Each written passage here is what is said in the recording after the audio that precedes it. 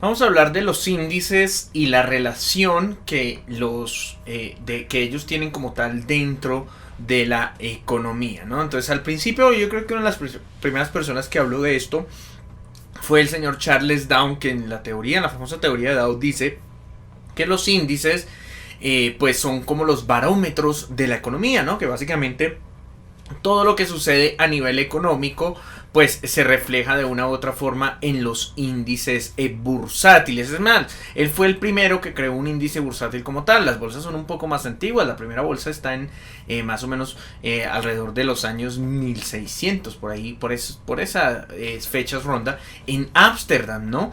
Pero vemos que la teoría de Dow viene más hacia lo que es el siglo 19, para que se hagan una idea, cuando se diseñan los índices bursátiles como tal. Hay muchas confusiones con respecto a los índices. Muchos piensan que los índices son activos reales.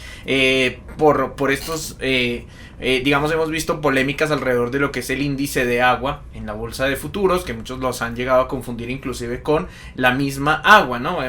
Se genera esa cierta disyuntiva. También algunos han entrado en la confusión y el debate como tal, respecto a que los índices a veces no reflejan las crisis económicas que uno está viendo, ¿no? Uno ve que la economía está golpeada y los índices podrían verse que siguen subiendo. Como tal, como les digo, los índices en sí llevan una relación, o más bien una correlación con la economía, pero pues no significa de una otra forma que el índice en sí sea la economía, ¿no? Eso es algo bien diferente. Así como el índice de agua no es el agua, pues el índice bursátil no es la economía, ¿no? Entonces a veces se prestan algunas confusiones. Por ejemplo, algunas personas confunden el índice Nasdaq con la acción de la bolsa de valores Nasdaq, ¿no? Que son cosas totalmente apartes. Inclusive muchas veces estos índices son cálculos de referencia, ¿sí? Para entender el entorno. Por ejemplo, uno mira el Standard & Poor's y uno dice, bueno, ¿y dónde está la bolsa del Standard & Poor's? Realmente no hay una bolsa de Standard & Poor's. El Standard & Poor's es un índice de referencia que se calcula con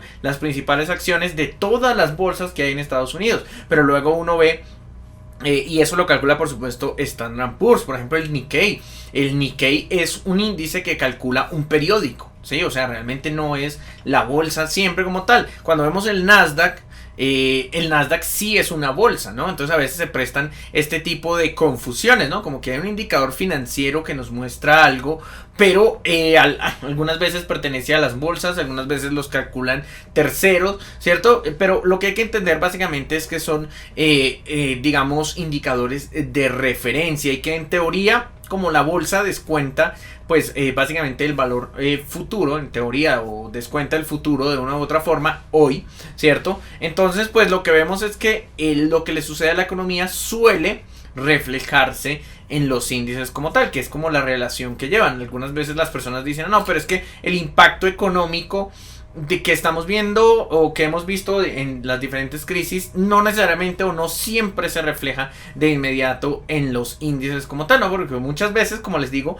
lo que tratan las acciones es de descontar el futuro. Entonces hay veces se ven los impactos, pero se ve que de todas formas esos impactos representan oportunidades, ¿sí? Entonces muchas veces es lo que se conoce como destrucción creativa, que hay sectores que se golpean muy fuerte, pero hay otros sectores que gracias a ese golpe pues digamos crecen o se desarrollan. Les pongo un ejemplo clásico que a mí me gusta colocar, es básicamente el ejemplo de los carteros, ¿no? Básicamente el correo electrónico abrió muchísimas oportunidades al mundo, pero se tuvo que sacrificar el trabajo de los carteros. Entonces en ese sentido muchas veces la gente no entiende que por qué las crisis no se reflejan directamente sobre los índices. Ahora también existen otros factores especulativos, también pueden responder a diferentes estímulos, ¿no? Al final los precios responden de una u otra forma a la percepción de los inversionistas. Entonces pues el tema de los índices y la economía es un tema que hay que revisar con lupa.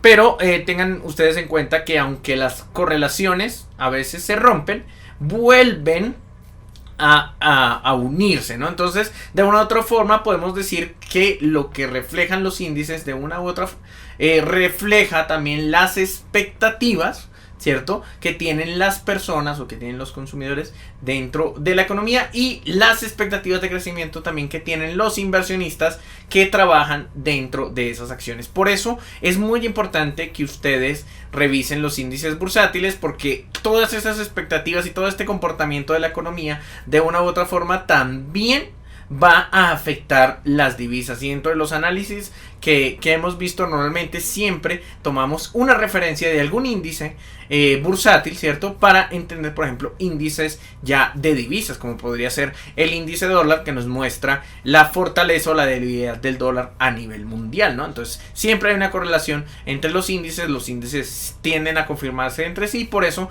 uno de los grandes tips que les dejamos o que les quiero dar el día de hoy: estén pendientes de los índices bursátiles para entender cómo se mueven los mercados o los diferentes mercados, incluido por supuesto el de divisas.